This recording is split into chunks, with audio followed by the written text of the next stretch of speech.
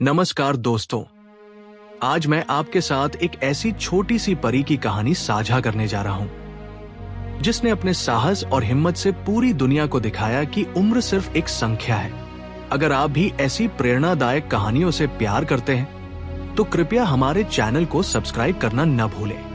हमारे पास हर दिन अलग अलग विषयों पर नई कहानियां आती रहती हैं। रोजाना नई प्रेरणा के लिए घंटी का बटन दबाना न भूलें। डॉक्टर साहब, क्या हमारी बेटी ठीक हो जाएगी? एक मां की आवाज थरथरा रही थी। अस्पताल के सफेद कमरे में सन्नाटा था। 8 साल की छोटी सी अना अपने पिता की गोद में चुपचाप बैठी थी। उसकी मासूम आंखों में सवाल थे।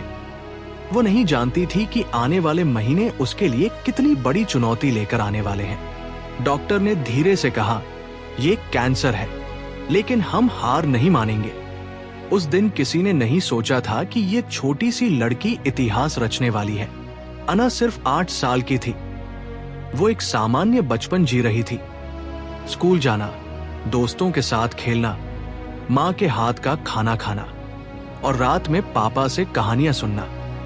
उसका पसंदीदा खेल था बगीचे में तितलियों के पीछे भागना।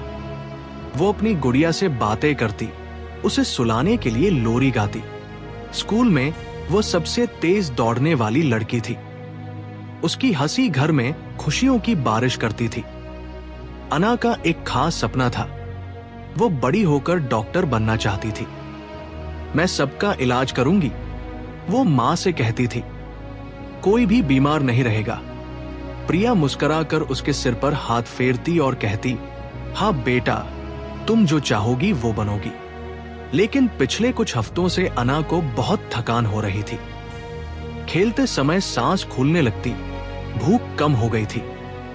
उसकी मनपसंद चॉकलेट भी अच्छी नहीं लग रही थी। स्कूल में भी वो थक जाती और सिर दर्द की शिकायत करती। पहले तो माता पिता ने सोचा कि ये मौसम का असर है या पढ़ाई का प्रेशर है, लेकिन जब बुखार आना शुरू हुआ और वो बार बार बीमार पड़ने लगी तो वे डॉक्टर के पास ले गए। मां, मुझे क्या हुआ है? अना ने अपनी मां प्रिया से पूछा था। प्रिया ने उसके बाल सहलाते हुए कहा था, कुछ नहीं बेटा, बस थोड़ी कमजोरी है। लेकिन अना के पिता राजेश के चेहरे पर चिंता की लकीरें गहरी होती जा रही थी। जब खून की जांच की रिपोर्ट आई तो डॉक्टर का चेहरा गंभीर हो गया। हमें और टेस्ट करने होंगे, उन्होंने कहा। अगले कुछ दिन अस्पताल के चक्कर, टेस्ट, स्कैन में बीते। अना समझ नहीं पा रही थी कि इतने सारे लोग उसे क्यों देख रहे हैं, इतनी सुइयां क्यों लगाई जा रही हैं। फिर वह दिन आया जब डॉक्टर ने पूरे परिवार को बुलाया। ये ल्यूकेमिया है, एक प्रकार का कैंसर, डॉक्टर वर्मा ने धीमी आवाज में कहा। लेकिन घबराने की बात नहीं है। आजकल इसका इलाज संभव है, खासकर बच्चों में। प्रिया की आंखों से आंसू बहने लगे। राजेश का गला सूख गया। लेकिन अना ने पूछा, डॉक्टर अंकल, कैंसर मतलब क्या?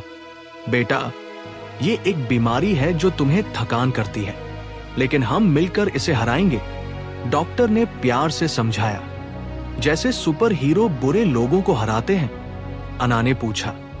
बिल्कुल वैसे ही, और तुम हमारी छोटी सुपर हीरो बनोगी। इलाज शुरू हुआ। कीमोथेरेपी के सेशन, अस्पताल में लंबे दिन, दवाइयों के साइड इफेक्ट्स। अना के खूबसूरत बाल झड़ने लगे।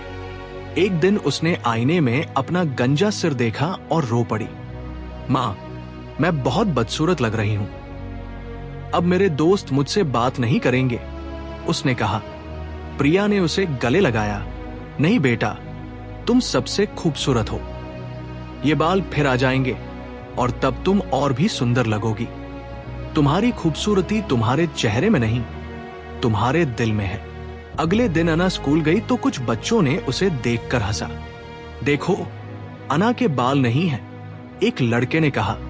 अना की आंखों में आंसू आ गए। लेकिन तभी उसकी सबसे अच्छी दोस्त रिया आई और बोली, तुम बहुत बहादुर हो ना, तुम एक असली योद्धा हो। उस दिन से अना ने अपने सिर पर रंग बिरंगी टोपियां पहनना शुरू किया। हर दिन एक नई टोपी, कभी फूलों वाली, कभी तारों वाली। वह कहती, मैं एक प्रिंसेस हूं। और ये मेरा क्राउन है। अस्पताल के दिन कभी कभी बहुत कठिन होते। कीमो के बाद अना को बहुत जी मिचलाता, उल्टी होती। कभी कभी वो इतनी कमजोर हो जाती कि चल भी नहीं पाती। लेकिन धीरे धीरे वो अस्पताल की दिनचर्या से तालमेल बिठाने लगी। नर्स दीदी उसे छोटी शेरनी बुलाने लगी, क्योंकि वो कभी रोती नहीं थी जब सुई लगती थी। मैं बहादुर हूं ना? वो नर्स रीता से पूछती। हाँ बेटा, तुम सबसे बहादुर हो, रीता दीदी जवाब देती। अना ने अपने अस्पताल के कमरे को रंग बिरंगे पोस्टरों से सजाया। उसने दीवारों पर अपनी बनाई गई तस्वीरें लगाई, इंद्रधनुष, फूल, तितलियां और अपना परिवार। वो रोजाना अपनी डायरी में लिखती, कभी अपने सपने, कभी अपने डर, कभी अपनी उम्मीदें। उसकी डायरी में लिखा था, आज मैंने सपना देखा कि मैं फिर से बगीचे में दौड़ रही हूं। तितलियां मेरे साथ उड़ रही हैं। मैं जानती हूं कि यह सपना जल्दी सच होगा। एक दिन अना ने अस्पताल में एक और छोटे बच्चे को रोते देखा। उसका नाम था सोहन। वह भी कैंसर से लड़ रहा था। अना ने उसके पास जाकर कहा, क्यों रो रहे हो भाई?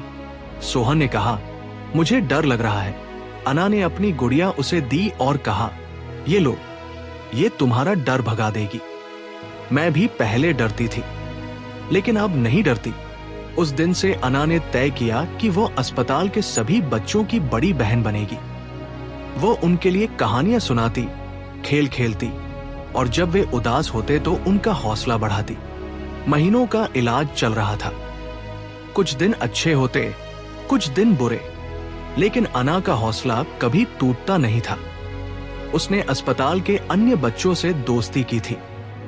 वो उनके लिए छोटे छोटे ग्रीटिंग कार्ड बनाती, उनसे कहानियां शेयर करती। एक दिन जब अना का छठा महीना चल रहा था, अचानक उसकी तबीयत बहुत बिगड़ गई। बुखार 104 तक चला गया। उसे सांस लेने में तकलीफ हो रही थी। डॉक्टरों ने उसे आईसीयू में भर्ती कर दिया। ये इन्फेक्शन है, डॉक्टर वर्मा ने चिंतित होकर कहा। कीमो की वजह से उसकी इम्यूनिटी बहुत कम हो गई है। प्रिया और राजेश रात रात भर जागते रहे। वे अना के बिस्तर के पास बैठकर प्रार्थना करते रहे। अना बेहोश थी, लेकिन कभी कभी बड़बड़ाती, मैं हार नहीं मानूंगी। 3 दिन बाद जब अना की आंखें खुली तो उसने देखा कि उसके कमरे में ढेरों गुब्बारे, फूल और ग्रीटिंग कार्ड थे। उसके स्कूल के दोस्तों, पड़ोसियों, यहां तक कि अनजान लोगों ने उसके लिए प्रार्थना की थी। उसकी क्लास के बच्चों ने एक बड़ा सा पोस्टर बनाया था जिस पर लिखा था, get well soon, our hero Anna. उसकी टीचर मीरा मैडम भी आई थी। अना, तुम्हारी वजह से हमने सीखा है कि करेज क्या होता है, उन्होंने कहा। तुम हम सबकी इंस्पिरेशन हो। इतना सारा प्यार मेरे लिए? अना ने हैरत से पूछा। हाँ बेटा, क्योंकि तुम हम सबकी छोटी सी हीरो हो, नर्स रीता ने कहा। जब से तुम यहां आई हो, पूरा हॉस्पिटल खुश रहता है। तुम्हारी हंसी से सबका दिन बन जाता है। अना मुस्कुराई, तो अब मुझे और भी जोर से लड़ना होगा। इतने सारे लोग मेरा इंतजार कर रहे हैं। डॉक्टरों को लगा कि शायद यह अना का आखिरी मौका है, लेकिन वह छोटी सी लड़की ने अपनी जिजीविषा से सबको हैरान कर दिया। धीरे धीरे उसका बुखार उतरा, सांस सामान्य हुई। ये चमत्कार है, डॉक्टर वर्मा ने कहा। इस बच्ची में जीने की अदम्य इच्छा है। 9 महीने बाद वो दिन आया जिसका सभी इंतजार कर रहे थे। डॉक्टर वर्मा अपनी रिपोर्ट्स लेकर आए। उनके चेहरे पर एक अलग सी चमक थी। अना, तुम्हारे सारे टेस्ट्स नॉर्मल हैं, उन्होंने कहा। कैंसर के कोई निशान नहीं दिख रहे। तुमने जीत लिया है। उस पल का वर्णन शब्दों में करना मुश्किल है। प्रिया जोर से रो पड़ी, खुशी के आंसुओं से। राजेश ने अना को गले लगाया और आसमान की तरफ देखकर धन्यवाद दिया। अना ने बहुत शांति से कहा, मुझे पता था कि मैं जीतूंगी। अस्पताल के स्टाफ ने अना के लिए एक छोटा सा सेलिब्रेशन किया। सभी नर्सों, डॉक्टरों, सफाई कर्मचारियों तक ने उसे बधाई दी। अना ने सबको गले लगाया और कहा, आप सब मेरी टीम है। घर वापसी के दिन जब अना ने बगीचे में कदम रखा तो उसके चेहरे की खुशी देखने लायक थी। उसके बाल वापस आने लगे थे, पहले से भी ज्यादा घने और चमकदार। वो फिर से तितलियों के पीछे दौड़ सकती थी। मां, देखो मैं कितनी तेज दौड़ सकती हूं, वो हंसते हुए चिल्लाई। राजेश ने उसे गोद में उठाया और आसमान की तरफ उछाला। मेरी छोटी सी शेरनी, वो खुशी से बोले। पहली रात घर में अना ने अपनी पुरानी डायरी निकाली और लिखा, मैं जीत गई, अब मैं वापस वही अना हूं, लेकिन पहले से ज्यादा स्ट्रांग हूं। मैंने सीखा है कि डरना गलत नहीं है, लेकिन डर के आगे हार मान लेना गलत है। आज अना स्कूल वापस जा चुकी है। उसके दोस्त उसे देखकर खुश हो जाते हैं। पहले दिन जब वह स्कूल गई तो सारे बच्चों ने तालियां बजाई। Welcome back our brave friend, सबने कहा। टीचर्स कहती हैं कि पहले से कहीं ज्यादा मेधावी हो गई है, लेकिन सबसे खास बात यह है कि अना अब दूसरे बीमार बच्चों की मदद करती है।